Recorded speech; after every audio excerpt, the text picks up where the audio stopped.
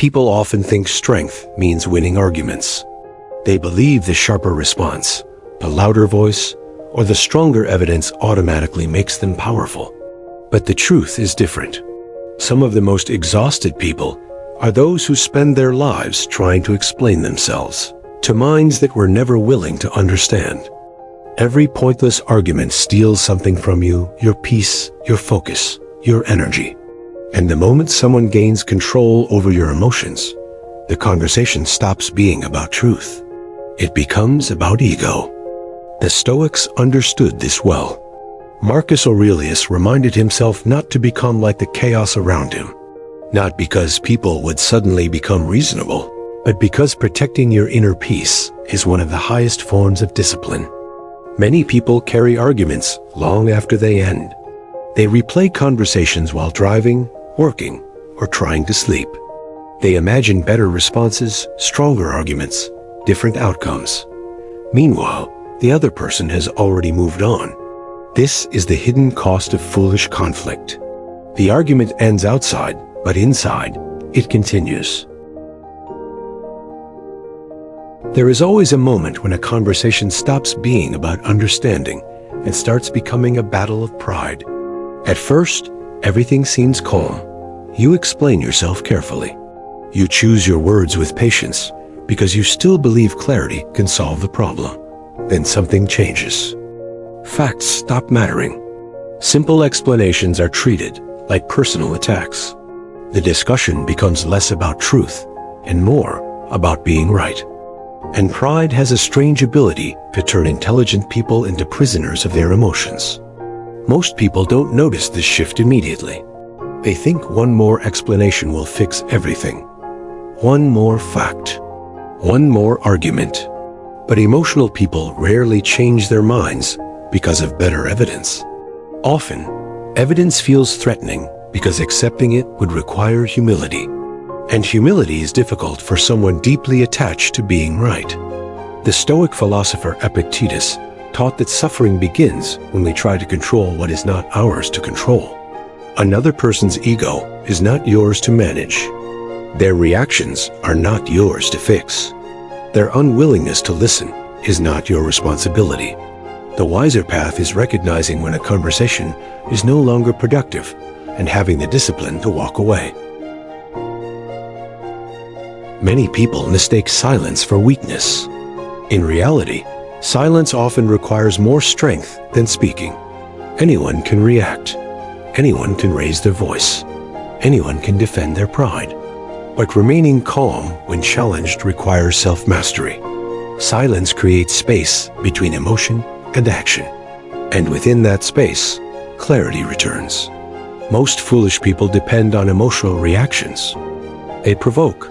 They interrupt, they exaggerate, because the moment you become frustrated, they gain influence over you. Your anger becomes their power. But when someone expects resistance and receives calmness instead, something interesting happens. The pattern breaks. Their emotional energy has nowhere to go. Their impatience becomes visible. Their contradictions begin to show. People reveal themselves most clearly when they stop receiving the reaction they were hoping to control. This is why silence can be so powerful. Not because it defeats others, but because it protects you. Over time, emotional discipline changes the way you experience conflict. Criticism loses much of its power. Provocation becomes easier to observe without reacting. You stop viewing every disagreement as a threat to your identity. Instead, you begin seeing foolish behavior for what it really is, a reflection of the other person's inner condition. Marcus Aurelius understood that life is short and attention is limited. Why waste your peace trying to force understanding into someone committed to misunderstanding you? Most people spend years seeking validation from the wrong people. They explain themselves endlessly. They defend every detail. They chase approval from minds already closed. But peace cannot depend on other people's agreement. Because if it does, your emotional state will always belong to whoever provokes you most effectively. True freedom begins when you stop needing everyone to understand you. The Stoics were not passive. They believed in speaking when necessary, setting boundaries, and standing up for what is right. But they also understood a powerful truth. Not every battle deserves your energy. Not every insult deserves your response. Not every opinion deserves your attention. Real strength is not winning every argument. Real strength is remaining calm when others lose control. Because peace is not found in defeating foolish people. It is found in refusing to let them govern your mind. At the end of the day, foolish people will always exist. There will always be those who seek conflict, attention, and emotional control.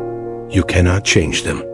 But you can choose whether their chaos enters your inner world. The Stoics understood that peace is not weakness. It is discipline, quiet, controlled, unshaken. So the next time someone invites you into a pointless argument, pause and ask yourself, is winning this conversation worth losing my peace? Most of the time, the wisest answer is silence. Because the greatest victory is not proving others wrong, it is protecting the peace within yourself. Remember, peace is not found in winning every argument. It's found in refusing to let others control your inner world. If you're ready to build that kind of strength, subscribe to The Marble in Mind, and I'll see you in the next lesson. Thanks for watching.